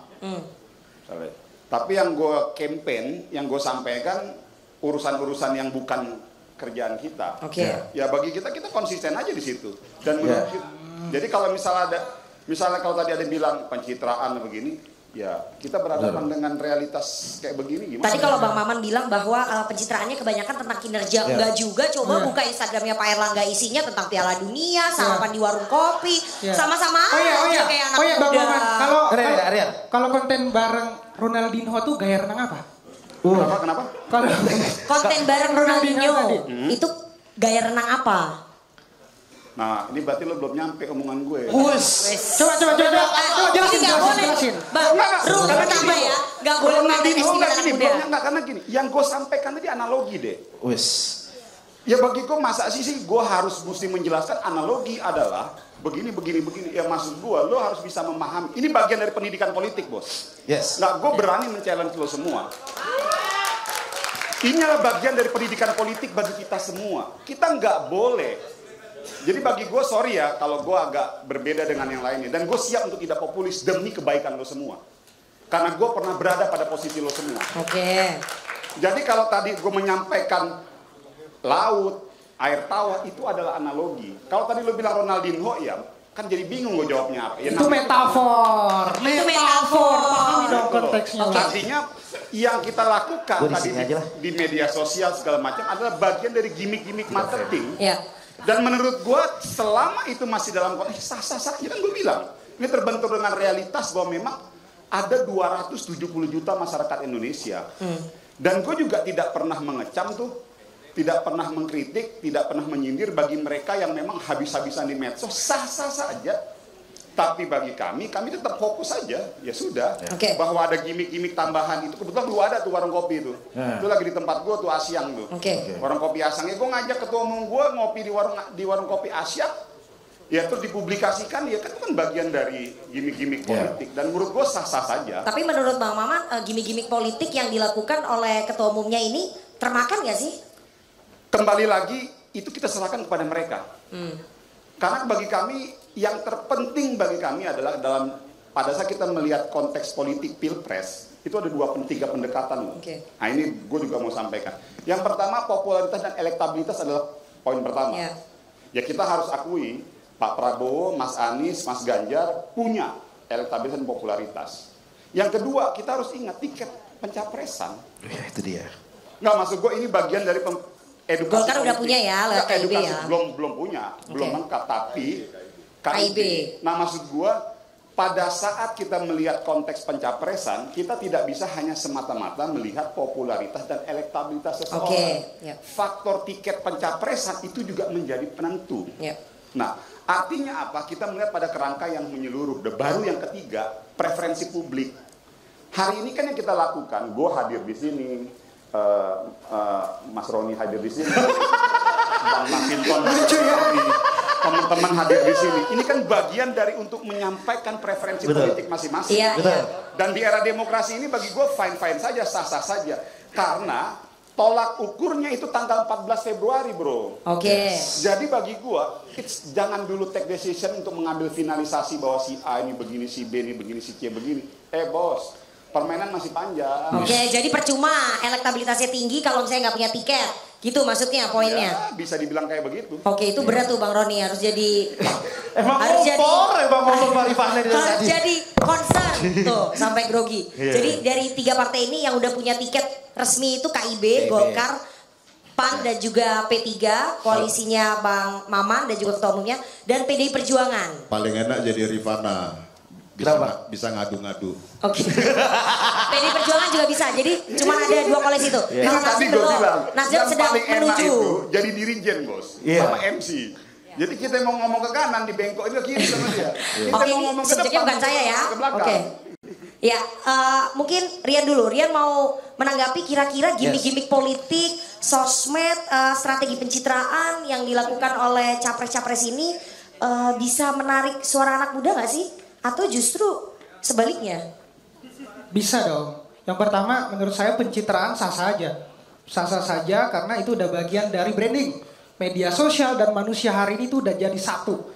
Udah bagian dari eksistensi manusia itu sendiri. Jadi sayang kalau tidak memfokuskan di sosial media. Tapi kita tuh ngelihat bahwasanya politisi hari ini tuh harus mampu menilai semuanya pakai topeng. Bapak-bapak yang di depan di sini pakai topeng semua nih. Tapi ada beberapa topeng yang benar-benar kelihatan baik, padahal wajah aslinya buruk, bukan buruk. Nah, tapi ada juga tuh topengnya yang Ngeri juga di situ, di sini aja gua. Biar Aku keren juga juga takut. dipotong ya. Aku juga takut, aku mau Tapi ada dibikin. juga makanya sebagai anak muda kita harus mampu tuh ngelihat personanya, melihat topeng-topengnya melalui ya gagasannya, apa yang dia tawarkan, apa programnya. Jadi jangan sampai tertipu dengan cuma topeng-topengnya tadi. Oke. Dan yang paling pentingnya adalah kita masih terjebak di perdebatan-perdebatan yang dangkal, receh. Mohon maaf, 3 periode penundaan pemilu itu dangkal banget. Bahkan di luar negeri udah bahas soal paling penting, soal iklim, soal kesenjangan lingkungan sosial segala macam. Tapi coba dong, beberapa politisi yang punya figur sorot ke sana. Silau dalam artian jangan sampai terjebak di perdebatan-perdebatan yang receh tadi. Oke. Nah, anak muda itu suka yang isinya main course, Ya. menu utama tadi yang sifatnya berkepanjangan, bukan yang sifatnya appetizer atau ya menu penutup atau menu pembuka. Makanya tolong fokus di menu-menu utama tadi. Oke. Jangan mempeributkan, kemudian memperdebatkan hal-hal yang gak penting bagi kelangsungan bumi atau mungkin generasi kita ke depannya. Soalnya yang bakal nanggung beban-bebannya itu kita. Kalau misalnya hari ini udah dihambur-hamburin lah APBN segala macam untuk pangkat tituler, Pangkat. Pangkat apa? Enggak. Oh, let go tituler ke Bener dah, gue di sini aja podcast dah. terandal itu ya. Ya, intinya Oke, ya. yang sering mengundang Gian dan juga Adri loh. Tapi Oke. intinya kita sih pengennya untuk fokus di menu-menu utama tadi Bapak Ibu sekalian. Iya, Itu jadi, aja sih. jadi Gen Z itu concernnya adalah climate change dan juga environmental ya. Pasti. Iya, jadi 2 poin itu harus dijual juga, harus menjadi concern juga Ya. dalam kampanye politiknya capres-capres yang akan berkontestasi di pemilu 2024. Betul. Jadi percuma kalau ngomong yang lain, kalau climate change dan juga environmental issues itu nggak menjadi Ya. highlight begitu. Betul. Dan itu juga mungkin buat anak muda itu jangan terjebak juga dengan drama-drama politik. Kadang-kadang kita terjebak dengan isu-isu yang sebenarnya tadi itu receh itu, tapi fokus kita malah ke sana, kita lupa dengan hal yang lebih besar yang harusnya kita bahas. Kayak Adri, gimana deh? Ada yang mau ditanggapin nggak? Bentar, Adri? aku mau nanya dulu, lu sebagai anak muda merasa hanya menjadi komoditas politik gak sih? Menjadi komunitas juga nggak apa-apa, asal berkomunikasinya tuh tepat gitu. Kayak Oke. tadi dibilang, berenang di danau tuh kayaknya gini, berenang di laut kayaknya begini. Tapi make sure hal-hal yang digunakan tuh, kata-kata yang dipilih tuh tepat gitu. Tapi kan generation gap ini nggak bisa ditutupin kan. Kayak tadi dibilang katanya, Generation gap itu apa? Bapak-bapak ini nggak tahu. kalau remeh lo, gua nggak lewatin lu yang point out lo. Tahu lo aja generation gap, kayak gitu. Gue tanya, tahu nggak generation gap? Tahu lah. Oh, Tahu lah, tahu lah. Lu sebagai moderator Nggak segitunya, nggak Parah segitu. banget, sumpah. Nggak, miss-nya nggak sejauh itu. Oke, Miss-nya nggak sejauh. oke, Tapi ada oke. miss-nya. Kayak misalnya contoh kayak age is just a number. Katanya. Oke. Muda itu kan di hati. Ya itu perkataan orang tua emang. Iya. Ya, kalau anak muda age is everything. Age is everything. Berapa banyak yang mikir kayak, gue 28 belum kawin. Gue lulus tak umur berapa ya? Itu anak muda. Kapan gue lulus gaji gue double digit? Itu anak muda. Iya. Menurut gue number is everything buat anak muda. Misalnya contoh mau bikin kayak menggunakan kosakata kayak double digit. Oh, kalau lulus dengan persyaratan pendidikan sekian, kerja di pemerintahan dijamin double digit. Rame pasti. Iya. Maksudnya kalau emang mau berenang di danau, ya beneran berenang di danau. Ini jangan kayak pretensi yang cetek doang gitu. Gua tadi ya making fun tentang misalnya staycation sandwich generation. Enggak, itu beneran concern mereka. Iya. Beneran concern mereka dan tidak ada yang menggunakan kosakata itu dengan baik. Tapi laganya semua pengen ngerangkul anak muda gitu loh. Oke, Padahal jadi message-nya ini masih nggak jauh sampai ya. gitu ya. Iya. Oke. Message-nya nggak sampai Message-nya karena ada nggak gap nyampe menurut generation. gua. Oke. Ya, gitu. Udah? Udah, Oke, udah. Udah. Nah, kita mungkin mau nanya dulu. Boleh, boleh. Jadi mungkin teman-teman di sini ada yang mau tanya ataupun menyatakan pendapatnya Oke. silakan. 2 orang. Oke. Oke, Ada yang satu. bisa dikasih Satu dan mic 2. mungkin, Mungkin, atau mungkin pinjemin mic. Silakan. Ini soalnya setelah ini topik yang mau saya angkat penting. Oke. Oke. Silakan Mas kacamata ini, yuk. Mas Oke. disebutin namanya, silakan. Oke, Bang, izin Kak. Ya. Nama saya Ariel, izin nanya nih. Sebenarnya dari preferensi anak muda, mau nanya aja. Anak muda ini kan nggak pengen jadi market untuk politik gitu kan. Kita nggak pengen nyari calon presiden paling Gen Z, kita nggak mau cari calon presiden yang katanya sih paling milenial gitu kan. Tapi menurut abang-abang yang udah berpartai nih, kita kan sebenarnya juga nggak pengen berpartai nggak sih gitu loh. Kita nggak pengen cuman suara kita nih dipakai atau disuarakan melalui partai doang. Kalau menurut abang-abang di depan gimana sih caranya kita untuk menyuarakan isu kita atau apa yang kita mau, tapi tanpa partai itu. Tapi juga bukan pakai sosmed ya, karena sosmed juga bukan ruang yang aman menurut kami gitu. Sepakat gak sih? Sepakat ya, Le? Nggak, lu nggak sendiri kok bro. Tenang, lu jangan Lu nggak sendiri di sini. Lu insecure gitu kayak. Insecure gitu ya? Oke. Tapi kurang lebih gitu. Menurut ada nggak sih ruang yang bisa digunakan atau ditawarkan untuk kedepannya bisa kita gunakan khususnya di menjelang pemilu gitu untuk menyuarakan suara anak muda. Thank you. Oke. Jadi anak-anak muda ingin bersuara tapi nggak ingin berpartai. Oke, kita tampung dulu Gitu. kali ya. Mbak, Kita tampung dulu. nih. Oke. Oke. Yang di belakang dulu tadi, yang di belakang baru Mbak. Ladies ini. first, ladies first Oh, dong. ladies first. Ayo, Ladies Mbak. first. Boleh. Cek. Silakan Mama Dede. Oke baik, bismillah. Assalamualaikum warahmatullahi wabarakatuh. Waalaikumsalam. Waalaikumsalam warahmatullahi wabarakatuh. Waalaikumsalam. Oke, tadi dua hal yang sangat menarik yang saya lihat. Jadi topik utama pembahasan daripada keterwakilan anak muda dan juga keterwakilan dari 3 partai politik, yaitu tokoh dan apa yang dibawa sama tokoh tersebut. Kata Pak siapa yang dari PDIP? Bang Mansin. Ya ampun, gak kenal sama Mas Sinton Pasar Ibu. Mohon maaf Pak. Mungkin habis ini kenalan foto ya, ditaruh di Instagram jangan lupa. Siap. Kalau di tengah jongkok kenal mungkin ya. BTS kenal pasti. Oke, kata Bapak yang terpenting adalah apa yang dibawakan dari tokoh tersebut atau hasil-hasil gagasan yang kemudian bisa mewakili masyarakat Indonesia. Meskipun tidak kita ketahui bahwasannya latar belakang daripada tokoh tersebut. Saya mau sampaikan Pak, saya sepakat sama apa yang sampaikan abang tadi yang berbaju hijau, bahwasannya ketika Gak apa-apa, gak semua orang harus tahu gua gitu. Aduh kamu habis ini buka YouTube Bapak Podcast Indonesia. Oke? Iya. Aman. Saya senang kalau gak diketahuin orang, biar aman pulangnya. Bahwasannya elektabilitas public figure itu penting Pak. Sehingga kenapa sampai saat ini banyak politisi-politisi yang kemudian goyang TikTok, main Instagram dan lain sebagainya.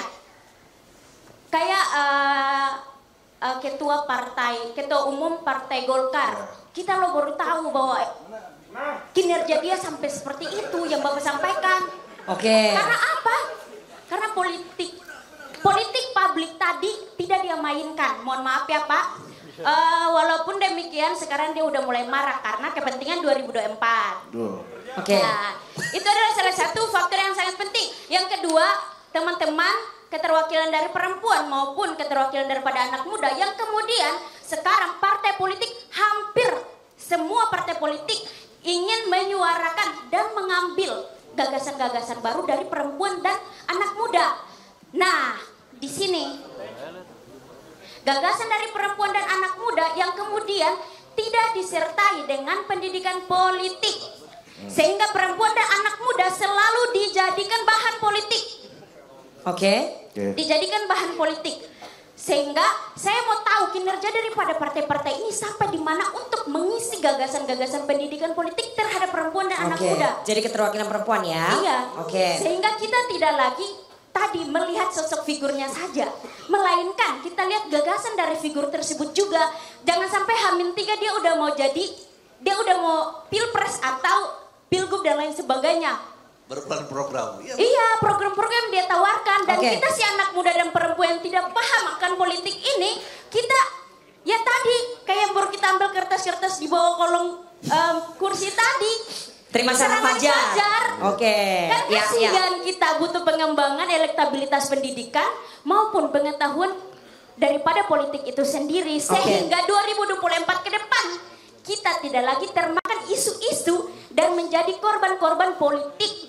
Padahal ini generasi milenial yang kemudian menjadi sorotan seluruh dunia. Bahwasannya kita adalah pemeran utama dalam politik tahun ke depan. Oke. Ya.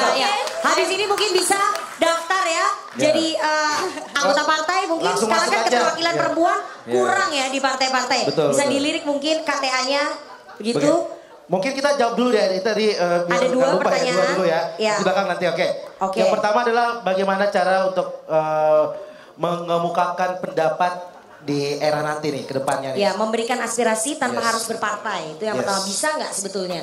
Terus yang kedua, bagaimana kemudian partai politik memberikan ruang untuk keterwakilan perempuan dan pendidikan politik kepada perempuan. Jadi perempuan bukan hanya menjadi objek pada saat pemilu aja. Ibu-ibu dikumpulin di pengajian, terus kemudian dikasih tahu, oh suruh milih ini gitu. Yeah.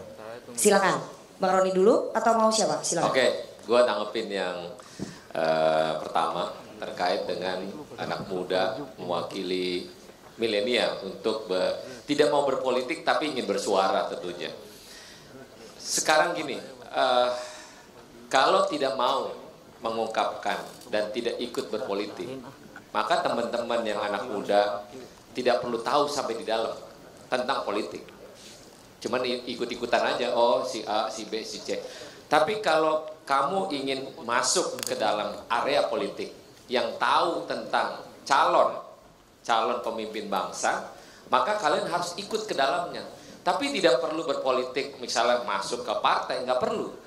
Tapi hanya sepengetahuan bagaimana calon pemimpin yang akan datang itu punya kriteria dan program. Seperti tadi Mama Dede bilang yang baju hijau tadi. Suatu hal di mana kalau kita tidak ingin campur urusan politik, maka ya udah diem aja. Tapi kalau ikut berperan serta sebagai anak muda yang sesungguhnya ingin bangsa ini ikutan bagian dari anak muda, tentunya kalian juga harus bersuara. Tapi ingat, bersuara bukan untuk kebencian, tapi bersuara bagaimana langkah program bagi mereka suara anak muda ini dikeluarkan, diungkapkan. Begitu juga dengan perempuan misalnya. Perempuan ini kan latar belakangnya kepengen juga diwakili oleh pihak perempuan. Nah, karena di Republik ini banyakkan laki daripada perempuan, makanya keterwakilan perempuan di partai politik 30% itu harus dan wajib. Maka itulah perempuan mewakili dari partai politik untuk menjadi seorang pemimpin di legislatif ataupun eksekutif. Makanya tidak semua laki-laki. Tapi saya pengen di kabinet yang akan datang dipimpin oleh siapapun, maka representatifnya adalah orang-orang muda yang pintar dan cerdas masuk menjadi bagian dari kabinet itu sendiri. Jangan yang udah tua-tua masih pengen jadi menteri. Jangan, ini kalian ini suarain dong. Jangan cuman itu-itu aja kabinetnya, orang tua lagi. Nah, kalian anak muda kalau pengen mengungkapkan, hei itu kabinet ganti dong, jangan yang tua melulu. Yang anak muda, kalau kalian pengen berperan serta mewakili anak muda kabinet yang akan datang, kita pengen suarakan bahwa anak muda juga bisa pintar kayak orang-orang tua. Begitu. Oke, itu janjinya ya. Kalau capresnya dari Nasdem terpilih. Gini, kalau Anies. Dan tadi nggak mau nyebut namanya loh. Bukan. Kalau Anies yang terpilih, maka permintaan gue adalah kabinetnya harus ada anak muda semuanya. Tidak boleh orang tua lagi. Oke. Pak, ini tadi dibilang utangnya negara ini adalah nanti utangnya anak muda. Maka anak muda punya peran di kabinet itu untuk mewakili anak muda. Ya, betul. Gitu. Baik, kita tunggu nanti tagih janjinya ya. Pada saat penyusunan kabinet sepertinya itu agak sulit Bang. Karena kenyataannya janji kampanye dengan apa yang diwujudkan itu jauh berbeda. Ya minimal kita menyuarakan. Oke, walaupun suaranya minimal- tidak nyampe. Oke. Gak apa-apa, silakan Bang Masinton. Ya, saya jawab tadi Mas Ariel ya. Ketika bertanya, saya juga kaget. Saya kirain Ariel mau menanyakan Kak Luna. Beda. Itu Ariel Peter Pan. Kalau Ariel Peter Pan kita lihatnya miring, Pak. Iya. Kalau Ariel Peter Pan kita miring, Pak, lihatnya ya. Ya, kalau. Jadi, apakah aspirasi bisa disampaikan tanpa harus melalui partai politik? Ya, Bang. Apakah suara bisa didengarkan tanpa harus melalui partai politik? Ya, Bang. Kan gitu. Nah, masuk Pak berpartai itu kan ya tidak menjadi keharusan. Tetapi seluruh proses rekrutmen politik di Republik ini semuanya melalui partai politik. Nah, tentu bagaimana caranya aspirasi kita bisa didengarkan tanpa kita harus menjadi anggota partai politik.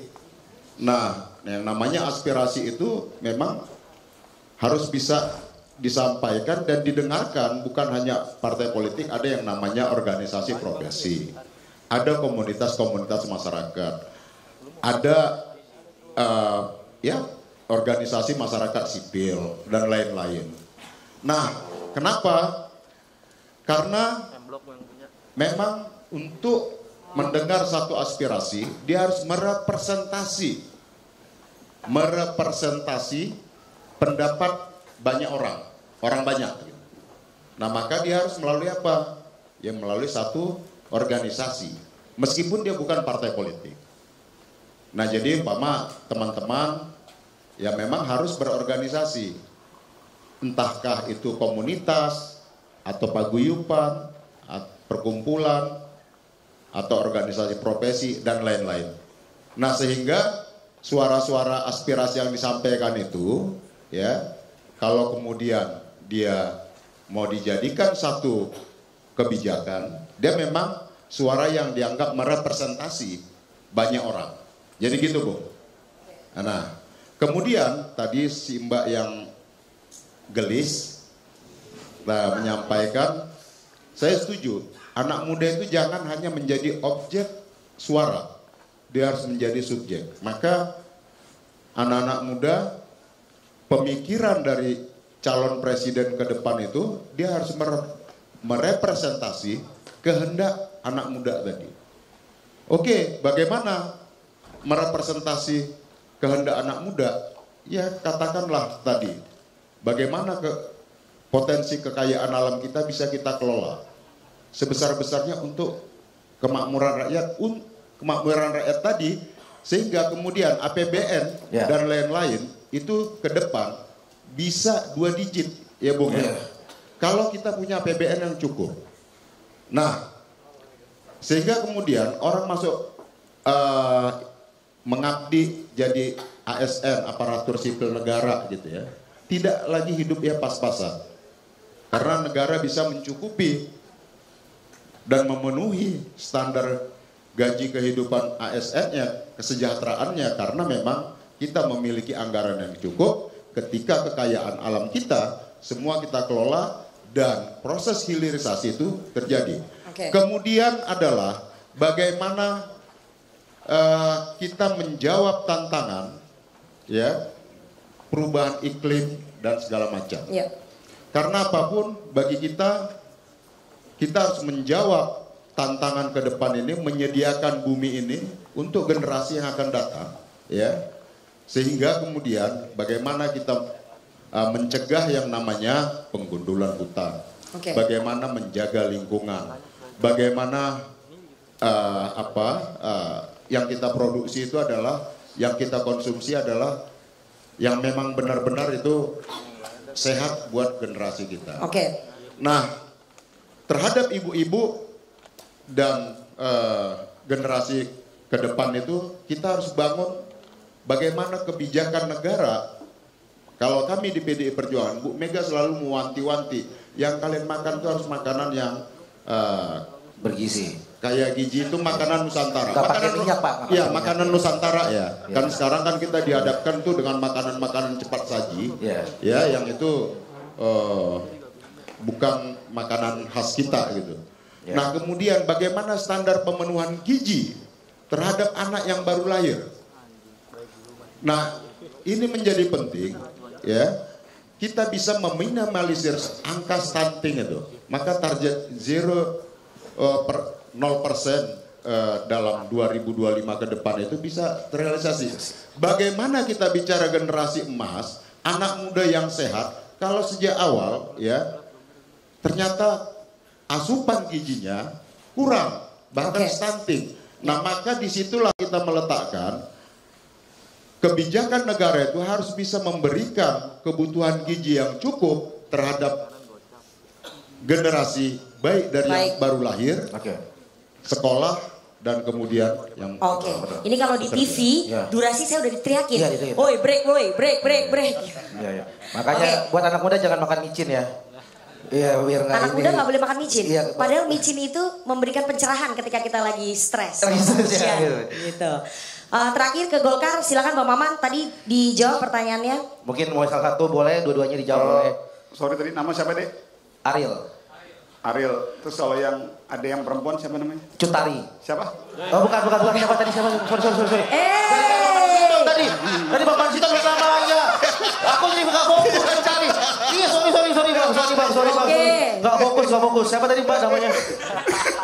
Siapa? Fitri. Sorry. Fitri Sirin Sungkar. Tadi ada jam dong. Ada jam dong. Bang tadi, abang tadi, aduh. Yang bilang Cutari bukan gue. Gue cuma nanya nama dia Ariel, sambung kemudian Cutari. Ayo, silakan Bang Wawan. Sorry, gue tadi jadi agak lupa pertanyaannya. Pertanyaannya, bagaimana cara anak bersuara? muda bisa bersuara tanpa ikut partai politik? Terus kemudian bagaimana? Yang kedua, tadi Fitri bertanya bagaimana kemudian perempuan. Iya, ini memang semua nih ambiar gara-gara Cutari. Emang Cutari bikin gak fokus Bang? Gini, gue mau jawabnya dengan analogi dulu. Real, lo suka sama si Fitri. Oke, ini analogi. Analogi ya mas. Analogi jadi JI. Analogi mas ya, jangan dimarahin lagi. Ariel suka sama Fitri. Dia punya goal, dia punya tujuan. Kar nggak? Golkar. Nah. Jadi potong dulu. Komedian gitu, ada bola lambung dikit ya. Bola lambung. Kayaknya Ariel lo jadi itu deh. Jadi wawancara Golkar. Ariel punya goal, punya tujuan. Karena dia suka terhadap si Fitri dan dia berkeinginan untuk memikat hati Fitri. Pertanyaan gue itu berpolitik nggak? Gue akan bilang itu politik. Karena definisi politik adalah cara untuk mencapai tujuan. Sederhana itu. Yang mau ditanyain, nggak, gue perlu dulu kasih penjelasan awal dulu biar kita bisa membedakan nih. Durasi bang, durasi. Biar kita bisa membedakan. Yang dimaksud oleh Ariel pasti adalah politik negara. Politik state ataupun politik praktis. Gua bertiga hari ini sedang melakukan politik negara, politik praktis. Artinya apa? Kalau lo tadi bicara pada konteks politik, semua orang hari ini yang ada di dalam ruangan ini mereka berpolitik. Gak ada orang yang tidak berpolitik dalam ruangan ini. Tapi pada saat kita bicara konteks state dan negara, gua kembali pada yang awal tadi gue sampaikan, lo harus melihatnya pada kerangka yang luas, holistik dan makro. Bahwa ada ideologi di situ, ada political issue di situ, ada ekonomi di situ, ada sosial di situ, ada budaya, pertahanan, keamanan, situasi di Papua, kondisi ekonomi negara kita, bagaimana tentang kondisi masyarakat orang miskin. Itulah politik state negara yang tidak bisa hanya disimplifikasi, hanya sekedar melihat si A ini begini, si B ini begini, si C ini begini. Maka dari itu, kalau lo tanya ke gua, terus perbanyak forum-forum seperti ini supaya semakin sering lo hadir dalam forum ini, lo akan semakin menjadi orang yang tidak buta terhadap politik kenegaraan, politik state yang tidak boleh hanya sekedar dilihat pada satu perspektif aja. Seperti lo melihat bahwa lo suka sama Fitri. Ini yang selalu dari awal gue kalau diajak ketemu dengan anak-anak muda, gue paling seneng dan gue siap berhadapan dan gue siap untuk tidak populer. Karena gue harus sampaikan ini sebagai bagian dari edukasi politik. Kalau kembali pertanyaan konkret lo tadi, bagaimana lo menyuarakan aspirasi? Lo punya media sosial sekarang. Ini adik gue yang ini, dia punya 1 juta follower dan segala macamnya. Lo sampaikan kritikan lo tag ke gue yakin pasti itu akan didengar oleh kita semua. Pertanyaannya, apakah kritikan dan aspirasi lo itu relevan pada saat dikaitkan pada konteks politik state dan negara?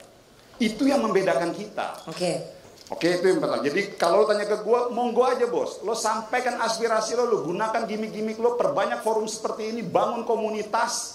Karena dengan kekuatan komunitas anak muda lo itu, lo bisa membangun tekanan dan pressure untuk menyampaikan aspirasi lo kepada kita-kita. Dan gue yakin, kita pasti akan mendengar. Cuman yang membedakan antara kita adalah, apakah itu relevan atau tidak. Itu aja yang membedakan. Kalau gue anggap tidak relevan, lo jangan marah. Kalau lo menganggap itu relevan, lo perjuangkan. Karena kekuatan dari seorang anak muda atau seorang manusia itu konsistensi terhadap apa yang diperjuangkan oleh dia. Oke. Itu ya bos ya, Ya. jawaban gue. Yang kedua, masalah perempuan. Bagi gua, yang perlu lo perjuangkan itu bukan aspek formal di atas kertas. Lo hari ini 30% kuota perempuan itu sudah ditulis bos. Artinya kita nggak akan mungkin bisa mendaftarkan sesuatu. Misal kalau bicara pada konteks politik ya, partai ya. Gue nggak akan bisa tuh Partai Golkar mendaftarkan diri menjadi caleg ataupun kalau 30% kuota perempuan itu tidak terpenuhi. Sama ini semua. Ya. Artinya aspek formal Itu di undang-undang kita ya. sudah membuka kesempatan. Tapi ada yang lebih penting daripada hanya sekedar aspek formal. Apa? Aspek substansi kualitas diri. Jadi bagi gua yang terpenting itulah konsistensi teman-teman perempuan di seluruh Indonesia. Lo jangan pernah tanyain bos sama kita. Kita ini punya ibu. Mas Roni, Mas Masinton, kita punya ibu, kita punya istri, kita punya anak perempuan. Artinya kalau lo bicara komitmen perjuangan, kita pasti akan memperjuangkan perjuangan perempuan di seluruh Indonesia. Karena kita punya ibu, kita punya istri, kita punya anak. Tapi yang membedakan, yang ingin gue sampaikan sama lo semua, kalian perempuan itu harus konsisten untuk memperkuat kualitas diri kalian. Karena hari ini kalian masuk dalam medan pertempuran zona bebas. Tidak akan ada yang membedakan bahwa kalian perempuan ataupun kalian laki-laki. Itulah spiritnya emansipasi wanita. Jadi jangan pernah mau dimanja, jangan pernah mau seakan-akan diprioritaskan. Karena prioritas itu akan hadir, akan datang pada saat lu punya kemampuan dan kualitas. Merdeka. Merdeka bang. Merdeka. Gitu dong. Mungkin kalau aku tambahin. Buat perempuan-perempuan, mulailah belajar dari kalau ditanya mau makan apa, jangan jawab terserah. Iya. Belajar. Mulai dari situ aja dulu. Mulai dari situ biasanya dulu. kan kalau pacaran, kamu mau makan apa? Terserah, jangan.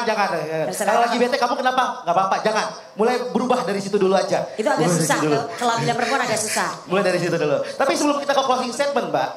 Seperti biasa kalau di political show, kalau misalnya di CNN, di setiap hari Senin, bakal ada suara-suara dari anak muda yang diwakilkan melalui stand up comedy. Biasanya saya di sana deg-degan, kali ini saya di sini jadi saya aman. Tapi kali ini bakal ada dua orang, langsung aja kita panggil, ini dia, Duto dan Aldo. Assalamualaikum warahmatullahi wabarakatuh. Assalamualaikum. Ini udah agak lemes ya, karena mau maghrib ya? Mundur. Aduh. Kita mundur, ketua PSSI mundur. Yuk. Mundur gini kan boleh. Kalau kemajuan salahnya. Kayak gini. Kita hari ini bangga banget Duto, kita tampil di hadapan mahasiswa Indonesia. Banyak banget. Luar biasa. Tepuk tangan untuk mahasiswa. Keren. Kalian itu adalah orang-orang masyarakat Indonesia yang paling idealis di Indonesia. Sampai mereka dapat jabatan. Iya.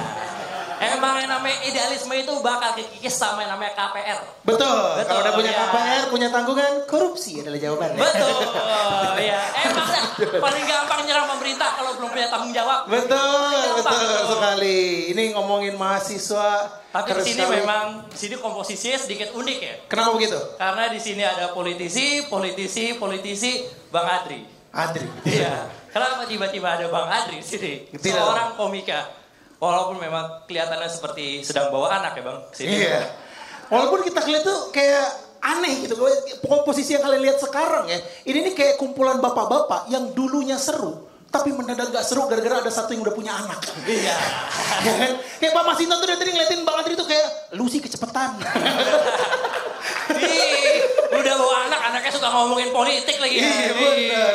Tapi kita ngomongin tentang anak muda dan politik. Kenapa tuh Dok? Ada hal yang menarik tadi dibahas tentang RKUHP. RKUHP yang sedang hot sekarang ya. Kalau aku sendiri jujur paling resah dengan UU check-in. UU check-in? Gila bro. Wih, kenapa tuh rasanya? Bro, aku everyday check-in bro. Everyday check-in? Check-in everyday bro. Bahkan sloganku tuh adalah zinaku, zinamu, zina kita semua. Enggak, bentar. Kalian percaya dia Kalian percaya? Nih. Enggak bro. Udah sini. Gitu boleh ya? Betul. Tapi memang ada masalah apa dengan UU check-in ini? Undang-undang check-in itu isinya. Kalau melakukan kumpul kebo, katanya kena pidana 6 bulan. Tapi melakukan seks di luar nikah, kena pidana 1 tahun. Gimana? Ulangin. Kumpul kebo 6 bulan. Kumpul kebo 6 bulan nih. Seks di luar nikah 1 tahun. Seks di luar nikah 1 tahun. Betul. Kalau digabung kumpul kebo sambil seks luar nikah 1,5 tahun. Oh gitu. Kalau itu jatuhnya udah nikah. Udah nikah. Iya, itu udah bukan masalah lagi. Iya, itu emang udah lanjut. Iya. Nggak gini loh, bapak-bapak yang bikin peraturan, kita cuma mau ngasih tahu nih bapak ya. Yang namanya kumpul kebo. Ya. Anak-anak muda melakukannya tujuan utamanya adalah seks di luar nikah. Betul. Itu tujuannya Pak. Kalau mereka kumpul kebo cuma ngobrol, namanya makrab. Namanya bersami pramuka. Iya. Jadi kalau nggak seks luar nikah percuma kumpul kebo. Kalau bapak nih buka hotel udah ada anak cowok sama cewek itu ngapain? Main monopoli? Jangan percaya Pak. Pasti itu udah seks luar nikah. Dan kayaknya ini agak aneh ya. Kenapa kumpul kebo itu justru hukumannya lebih rendah daripada seks luar nikah? Betul. Iya, kayak gue curiga nih ada nanti emang program pemerintah gitu. Oh, iklan layanan masyarakat. Iklan layanan masyarakat gitu. Jadi di TV ada polisi ngomong, buat kalian semua anak muda, kalau kalian ketahuan melakukan seks luar nikah, kalian akan ditahan 1 tahun. Tapi tenang, kita ada opsi yang lebih baik.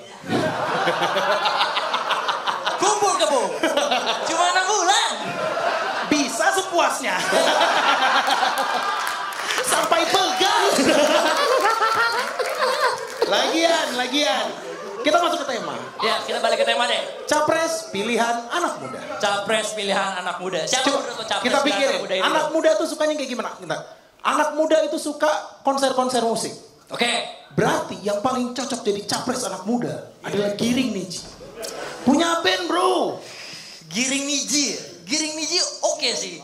Cuman Giring Niji itu kan dia keluar dari band ya. Maksudnya 4 orang teman aja gak suka. Apalagi satu Indonesia gitu. Oh iya benar. Masuk akal, oke. Coba kita pikirin yang lain. Yang lain. Anak muda. Ya. Anak muda itu suka hal-hal yang gratis-gratis. Suka hal yang gratis ya. Berarti Bu Puan cocok. Karena kan suka bagi-bagi kaos. Bu Puan Maharani ya? Yes. Cocok sih. Masalahnya dia bagi-bagi cemberut tuh. Oh. Bagi anak muda itu negatif vibes. Negatif vibes. Iya. Oke. Bukan Bu Puan berarti. Coba capres anak muda. Anak muda itu suka konten-konten. Suka konten ya betul. Berarti yang paling cocok capres kita yang sering bikin konten adalah Pak Ganjar. Pak Ganjar oke sih. Cuman dia kayaknya udah lebih cocok jadi konten kreator gitu. Enggak, takutnya kalau dia jadi pemimpin, ya. Ada rakyat ngasih keluhan, bukan dikasih solusi malah dikasih red card. Oh. Iya. Jadi kalau mau jadi posting IG segini. Iya. Iya benar. Jadi kan endorse ya. Iya benar. Tapi ngomongin endorse, ada yang menarik. Beberapa waktu ini nih banyak orang ngomongin endorse dari Pak Jokowi ke capres-capres. Oke. Ya kan? Ada Pak Ganjar katanya di endorse karena Pak Jokowi ngomong rambut putih dan keriput. Ya. Pak Prabowo katanya di endorse gara-gara di pidatonya ngomong mungkin sekarang giliran Bapak. Ya. Tapi ternyata teman-teman, endorse tidak terlalu berpengaruh. Karena buktinya Pak Prabowo beberapa waktu yang lalu juga turun gitu elektabilitasnya. Iya. Ini jangan-jangan nih cara endorse-nya yang salah. Gimana tuh? Harusnya nih kalau misalnya udah Gen Z, cara endorse yang paling tepat itu adalah cara endorse skincare. Terbukti aku bro. Ampuh gimana coba. Bayangin Pak Jokowi upload di sosmed Instagram media. Ada video kan. Pak Jokowi. Halo guys. Dapat kiriman nih dari Gerindra. Coba kita buka kali ya. Wah Pak Prabowo.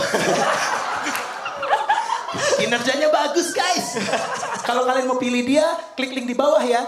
Jangan lupa kode voucherku Jokowi lagi yuk.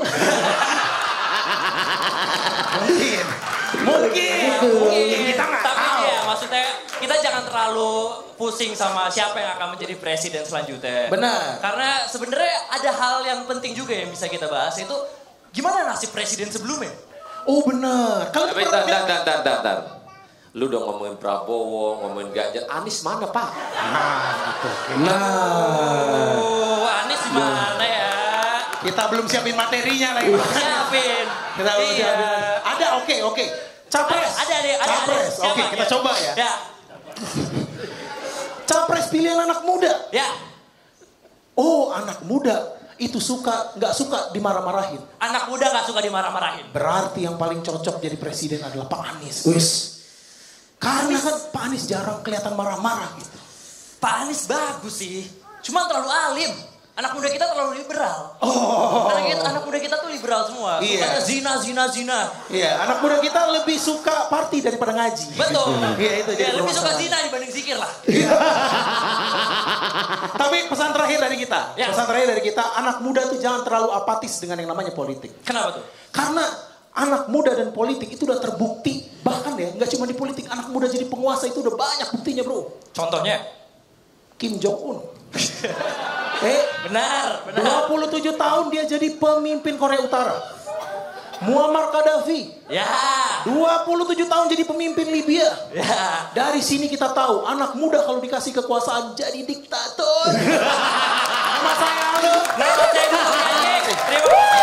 Tepuk tangan buat komisi.com. Itu suara anak muda banget Suara ya. muda. Ingat ya, anak muda boleh dikasih kekuasaan. Iya. Tapi kalau terlalu cepat jadi Diktator. Jadi diktator. Takutnya kalau ada yang demo bukannya disamperin malah diomongin di close friend.